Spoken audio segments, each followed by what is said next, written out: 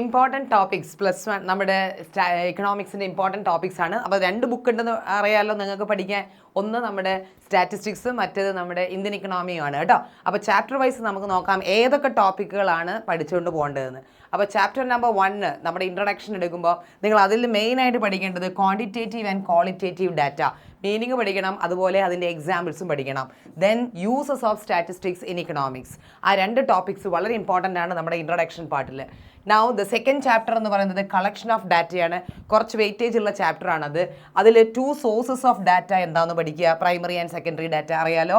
പിന്നെ 3 മെത്തേഡ്സ് പഠിക്കുക, 3 methods of collecting primary data, personal interview, mailing question and telephone interview മെത്തേഡില്ലേ. അത് മക്കളെ ചില സമയത്ത് ഇവിടെ ഒരു എസ്എ ക്വസ്റ്റ്യൻ, അതായത് അതിൻ്റെ മെറിറ്റ്സും ഡിമെറിറ്റ്സും എല്ലാ മെത്തേഡിൻ്റെയും ചിലപ്പോൾ ചോദിച്ച് കാണാറുണ്ട്. അടുത്താണ് census method and sample method. അതിൻ്റെ എന്താ പറയുക ഡിഫറൻസസും സിമിലാരിറ്റീസും ഒക്കെ പഠിച്ചു വെക്കണം. ദെൻ പൈലറ്റ് സർവേയും അതിൻ്റെ മെറിറ്റ്സും, അത് വളരെ ഇമ്പോർട്ടൻ്റ് ആണ്, 3 മാർക്കിന് ചോദിക്കാറുണ്ട്. Meaning of pilot survey and write 3 merits. അതേപോലെ random sampling and non random sampling, അതും എന്താണെന്ന് പഠിച്ചു വെക്കണം. ഓക്കെ, ദെൻ സാമ്പിളിംഗ് എററും നോൺ സാമ്പിളിംഗ് എറർ എന്താണ്, which one is more serious, എന്താണ് റീസൺ, അങ്ങനത്തെ കാര്യങ്ങൾ പഠിച്ചു വയ്ക്കുക. Now comes chapter number 3, organization of data. നിങ്ങൾ ആദ്യം പഠിക്കേണ്ടത് 4 ഡിഫറെൻറ്റ് ടൈപ്സ് ഓഫ് ക്ലാസിഫിക്കേഷൻ ആണ്. നമുക്കറിയാം quantitative, qualitative, chronology and geographical classification. ആ 4 ടൈപ്പ് ക്ലാസിഫിക്കേഷൻ വിത്ത് എക്സാമ്പിൾസ് പഠിച്ചു വയ്ക്കണം. പിന്നെ construction of frequency distribution table, ഇത് ഒരു 4 മാർക്കിനും 5 മാർക്കിനും ചോദിക്കും, കുറേ വാല്യൂസ് തരും. അപ്പം നിങ്ങളിവിടെ ശ്രദ്ധിക്കേണ്ടത് ഫ്രീക്വൻസി ഡിസ്ട്രിബ്യൂഷൻ ടേബിൾ ആണ്, ഫ്രീക്വൻസി ഡിസ്ട്രിബ്യൂഷൻ ആണ്. അപ്പോൾ അതിൽ ക്ലാസ്സസ് ഫോം ചെയ്യണം. പലപ്പോഴും ഇവിടെ തെറ്റുപോകാറുള്ളത് ഫ്രീക്വൻസി അറേ ആണെന്ന് വിചാരിച്ചിട്ട് അത് ചെയ്തു വെക്കും. അതല്ല, ഇത് ക്ലാസ് ഫ്രീക്വൻസി ഡിസ്ട്രിബ്യൂഷൻ ആണെങ്കിൽ നിങ്ങൾ ക്ലാസ്സസ് ഫോം ചെയ്യണം. 0 to 10, 10 to 20 അങ്ങനെയുള്ള ക്ലാസ്സസ് എഴുതുന്നത് കണ്ടില്ലേ. അങ്ങനെ ഒരു ഫ്രീക്വൻസി ഡിസ്ട്രിബ്യൂഷൻ ടേബിൾ കൺസ്ട്രക്ട് ചെയ്യാൻ ചോദിക്കാറുണ്ട്. പിന്നെ പഠിക്കേണ്ടത് ഡിസ്ക്രീറ്റ് വേരിയബിളും കണ്ടിന്യൂസ് സീരീസ് എന്താണെന്ന് പഠിച്ചു വെക്കുക, കാരണം അതിൻ്റെ എക്സാമ്പിൾസും നിങ്ങൾ പഠിക്കുക. Then comes chapter number 4, that is presentation of data. ഇതും അത്യാവശ്യം വെയിറ്റേജ് ഉള്ളൊരു ചാപ്റ്റർ ആണ്. അതിൽ ഫസ്റ്റ് ടോപ്പിക്ക് നിങ്ങൾ പോകേണ്ടത് പാർട്സ് ഓഫ് എ ടേബിൾ ആണ്. ഓക്കെ, ഡിഫറെൻറ്റ് പാർട്സ് ആണ്. ടേബിൾ നമ്പർ, ടൈറ്റിൽ എന്നൊക്കെ പറഞ്ഞിട്ട് 8 പാർട്സ് ഉണ്ട്. ആ പാർട്സ് പഠിച്ചു വയ്ക്കുക. പിന്നെ നിങ്ങൾ ഡയഗ്രാം വരയ്ക്കാനാണ്. ഏതെങ്കിലും ഒന്നായിരിക്കും ചിലപ്പം ചോദിക്കുക. ചിലപ്പോൾ സിമ്പിൾ ബാർ ഡയഗ്രാം ആയിരിക്കും, മൾട്ടിപ്പിൾ ആയിരിക്കും, കോമ്പോണൻറ്റ് ബാർ ഡയഗ്രാം ആയിരിക്കും. ഇതിൽ ഏതെങ്കിലും ഒരു ഡയഗ്രാം പരീക്ഷയ്ക്ക് ഉണ്ടാവാറുണ്ട്. പിന്നെയുള്ളത് പൈ ഡയഗ്രാം, അതാണെങ്കിൽ 3 മാർക്കിനൊക്കെ ആയിരിക്കും പൈ ഡയഗ്രാം. പിന്നുള്ളത് ഹിസ്റ്റോഗ്രാം വരയ്ക്കാൻ പഠിക്കുക. ഒജീവ്സ് പലപ്പോഴും 8 മാർക്കിൻ്റെ എസ്സേയിൽ പോലും കയറി വരാറുണ്ട് കേട്ടോ. അല്ലെങ്കിൽ ഒജീവ്സിന് പകരം ചിലപ്പം ക്യുമുലേറ്റീവ് ഫ്രീക്വൻസി എന്നാണെങ്കിൽ അത് നിങ്ങൾ less than ogive and greater than ഒക്കെ ഇല്ലേ, അത് പഠിക്കുക, അത് വരയ്ക്കുക. എന്നിട്ട് നിങ്ങൾക്കറിയാം അതിനോട് മീഡിയം ചിലപ്പം കണ്ടുപിടിക്കാനും ഉണ്ടാവും കേട്ടോ. Okay, now comes chapter number 5, measures of central tendency. അതിൽ നിങ്ങൾ വളരെ ഇമ്പോർട്ടൻ്റ് ആണ്, ഇതുവരെ എസ്എ ക്വസ്റ്റ്യൻ ആണ്. Mean, median and mode, especially in continuous series ആണെങ്കിൽ മക്കളെ ഇത് 8 മാർക്കിൻ്റെ എസ്എ ക്വസ്റ്റ്യൻ ആണ്. ഇത് ഉറപ്പിക്കാം, ഒരു എസ്എ ക്വസ്റ്റ്യൻ ഇതായിരിക്കും, measures of central tendency. 2 question Indian economy എന്നായിരിക്കും. അങ്ങനെ 3 എസ്എ ഉണ്ടാവും, അതിൽ നിങ്ങൾ ഏതെങ്കിലും 2 എണ്ണമാണ് എഴുതേണ്ടത്. അപ്പോൾ ഒരു എസ്എ ക്വസ്റ്റ്യൻ മക്കളെ ഇത് തന്നെയായിരിക്കും, ഒരു സംശയവും വേണ്ട. മീൻ, മീഡിയൻ, മോഡ്, അതും കണ്ടിന്യൂസ് സീരീസിൽ കാണാനായിരിക്കും കേട്ടോ. Now the chapter number 6 കയറുന്ന സമയത്ത് കാൾ പിയേഴ്സൺ 3 എണ്ണമാണ് നിങ്ങളിവിടെ പ്രത്യേകിച്ച് ശ്രദ്ധിക്കേണ്ടത്. ഒന്ന് കാൾ പിയേഴ്സൺസ് കോറിലേഷൻ കോഎഫിഷ്യൻ്റ് കാണണം. പിന്നെ ഒന്ന് സ്കാറ്റർ ഡയഗ്രംസ് 5, 1, 2, 3, 4, 5, 6, 7 ഡയഗ്രം ഉണ്ട്. ആ ഡയഗ്രം, സ്കാറ്റർ ഡയഗ്രം വരച്ചിട്ട് അത് പെർഫെക്റ്റ്, പോസിറ്റീവ്, നെഗറ്റീവ്, 0 കോറിലേഷൻ അതൊക്കെ വരച്ച് പഠിക്കണം. പിന്നെയുള്ളത് റാങ്ക് കോറിലേഷൻ ആണ്, അതാണ് സ്പിയർമാൻസ്. ഇത് പരീക്ഷയ്ക്ക് ചോദിക്കാറുണ്ട്. സാധാരണ റാങ്ക് തന്നിട്ടുള്ളതാണ്, റാങ്ക്സ് ആർ ഗിവൺ ആണ് സാധാരണ ചോദിക്കാറ് കേട്ടോ. Ranks are given. അപ്പം പിന്നെ പ്രശ്നമല്ല, നമുക്ക് നേരെ ഡിഫറൻസ് കണ്ട് സ്ക്വയർ കണ്ട് സബ്സ്റ്റിറ്റ്യൂട്ട് ചെയ്താൽ മതി. അങ്ങനെയുള്ള ഒരു ക്വസ്റ്റ്യൻ ആയിരിക്കും ഇതിനകത്ത്. അപ്പോൾ ഈ ചാപ്റ്റർ നമ്പർ 6 ഇത്രയും സാധനങ്ങൾ പഠിച്ചു വെക്കുക. Now comes chapter number 7, that is index number ആണ്. അതിൽ the first one uses of index number പഠിക്കണം. ഓക്കെ, എന്തിനാണ് നമ്മൾ ഇൻഡെക്സ് നമ്പർ യൂസ് ചെയ്യുന്നത്, പിന്നെ സിമ്പിൾ ആഗ്രിഗേറ്റ് മെത്തേഡും വെയ്റ്റഡ് ആഗ്രിഗേറ്റ് മെത്തേഡും കാണാൻ. ഇപ്പോൾ സിമ്പിൾ ആഗ്രിഗേറ്റ് മെത്തേഡ് ആണെങ്കിൽ ചിലപ്പോൾ അത് 3 or 4 മാർക്കിനായിരിക്കും. പക്ഷേ മക്കളെ വെയ്റ്റഡ് ആഗ്രിഗേറ്റ് മെത്തേഡ് ആണെങ്കിൽ നമുക്കറിയാം ലാസ്റ്റ് പിയേഴ്സും അതേപോലെ ആരുടെയും പഠിച്ചു വെക്കണം. പാഷീസ് ഇൻഡെക്സ് നമ്പർ പഠിക്കണം.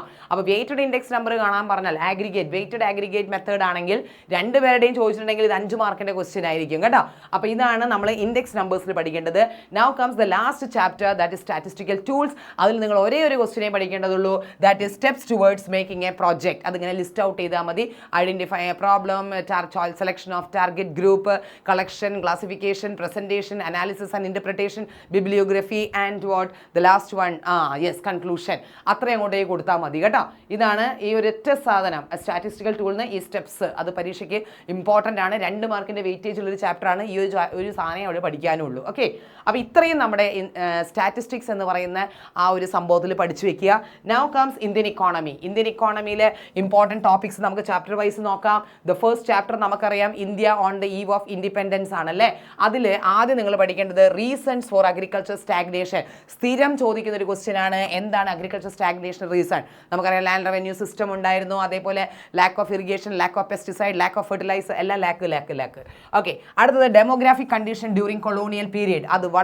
അത് right a brief description about എന്നൊക്കെയാണ് ചോദിക്കാറ്. അതായത് ആ സമയത്തുള്ള ഡെമോഗ്രാഫിക് കണ്ടീഷനെ കുറിച്ച് എഴുതാനാണ്. ലിറ്ററേസി റേറ്റ്, ബർത്ത് റേറ്റ് എങ്ങനെയായിരുന്നു, ഡെത്ത് റേറ്റ് എങ്ങനെയായിരുന്നു, ഇൻഫന്റ് മോർട്ടാലിറ്റി റേറ്റ് എങ്ങനെയാണ്, ആ വസ്തുക്കളൊക്കെയാണ് ഇതിൽ വരുന്നത്. പിന്നെയുള്ളത് notable economist who calculated national income in India. ഒരു 4-5 ഇക്കോണമിസ്റ്റിന്റെ പേര് പഠിക്കുക. Okay, Dadabhai Naoroji, Finlay Shiraz, VKRV Rao, RC Desai, അങ്ങനെയുള്ള കുറേ നോട്ടബിൾ ഇക്കോണമിസ്റ്റിന്റെ പേര് പഠിക്കുക. ഇതിൽ ഏറ്റവും VKRV റാവ്, ഇയാളുടെ അറിയാലോ, ഇയാളുടെയാണ് ഏറ്റവും നല്ല ഏറ്റവും നല്ല എന്തായിട്ട് തിരഞ്ഞെടുത്തത് നാഷണൽ ഇൻകം എസ്റ്റിമേഷന് ഏറ്റവും മികച്ചതായിട്ട് കണക്കാക്കിയത്. ചിലപ്പോൾ ഇത് 1 വേർഡ് പരീക്ഷയ്ക്ക് ചോദിക്കാറുണ്ട്. നൗ കംസ് ചാപ്റ്റർ നമ്പർ 2 എന്ന് പറയുന്നത് നമുക്കറിയാം 1950 to 1990 ആണ്. ഈ കാലഘട്ടത്തിൽ ഇന്ത്യയിൽ എന്ത് സംഭവിച്ചു എന്നാണ് നമ്മൾ ചാപ്റ്റർ നമ്പർ 2 പഠിക്കുന്നത്. അതിൽ മക്കളെ നിങ്ങൾ മെയിനായിട്ട് പഠിക്കേണ്ടത് ഗ്രീൻ റവല്യൂഷൻ എന്താണെന്നും ഗ്രീൻ റവല്യൂഷൻ്റെ 3 മെറിറ്റ്സും 3 ഡീമെറിറ്റ്സും പഠിച്ചു വെക്കണം കേട്ടോ. അടുത്തത് small scale industry. Small scale ഇൻഡസ്ട്രീസിൻ്റെ ഗുണങ്ങൾ എന്താണ്? അപ്പോൾ ഇവിടെ നമുക്കൊരു 1 വേർഡ് ഉണ്ട്, കാർവ് കമ്മിറ്റി. അതായത് കാർവ് കമ്മിറ്റി എന്ന് പറഞ്ഞൊരു കമ്മിറ്റിയെ അപ്പോയിന്റ് ചെയ്തിട്ടുണ്ടായിരുന്നു ഗവൺമെന്റ്. അതായത് the importance of small scale industries, അതിനെക്കുറിച്ച് പഠിക്കാനൊക്കെയാണ് ഒരു റിപ്പോർട്ട് സമർപ്പിച്ചിട്ടുണ്ട്. Now comes quota and tariff, distinction between എന്താണ് കോട്ട എന്താണ് ടാരിഫ് എന്നും പഠിക്കുക. Now comes chapter number 3. മക്കളെ ഇത് വളരെ ഇമ്പോർട്ടൻ്റ് ആയിട്ടുള്ള ചാപ്റ്റർ ആണ്.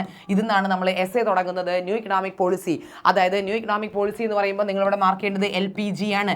അതായത് ലിബറലൈസേഷൻ, പ്രൈവറ്റൈസേഷൻ ആൻഡ് ഗ്ലോബലൈസേഷൻ കേട്ടോ.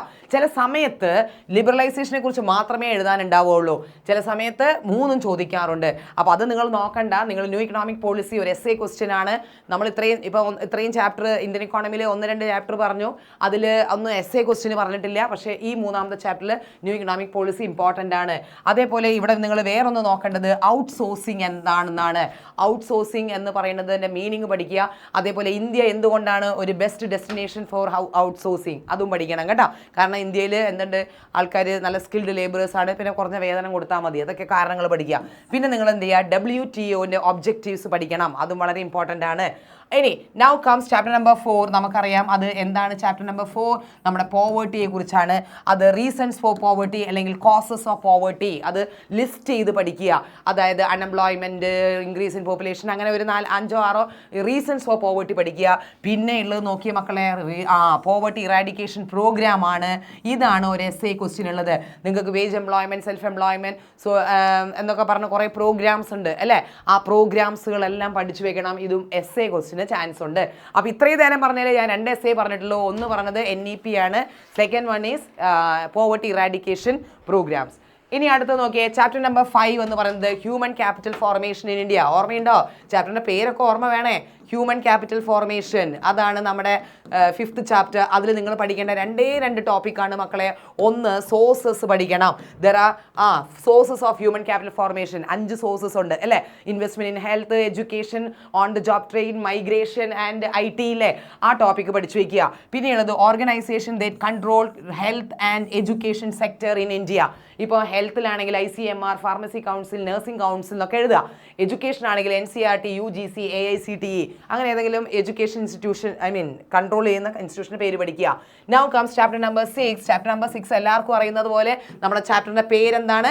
റൂറൽ ഡെവലപ്മെൻറ്റ് എന്നാണ് നമ്മുടെ ചാപ്റ്ററിൻ്റെ പേര് അല്ലേ. അപ്പോൾ നിങ്ങൾ റൂറൽ ഡെവലപ്മെൻറ്റ്, ഇതൊന്നും ഒരു എസ്സേ ക്വസ്റ്റ്യൻ ഉണ്ട് കേട്ടോ. അപ്പോൾ റൂറൽ ഡെവലപ്മെന്റ് എന്ന് പറയുമ്പോൾ ആദ്യം മീനിങ് പഠിക്കുക.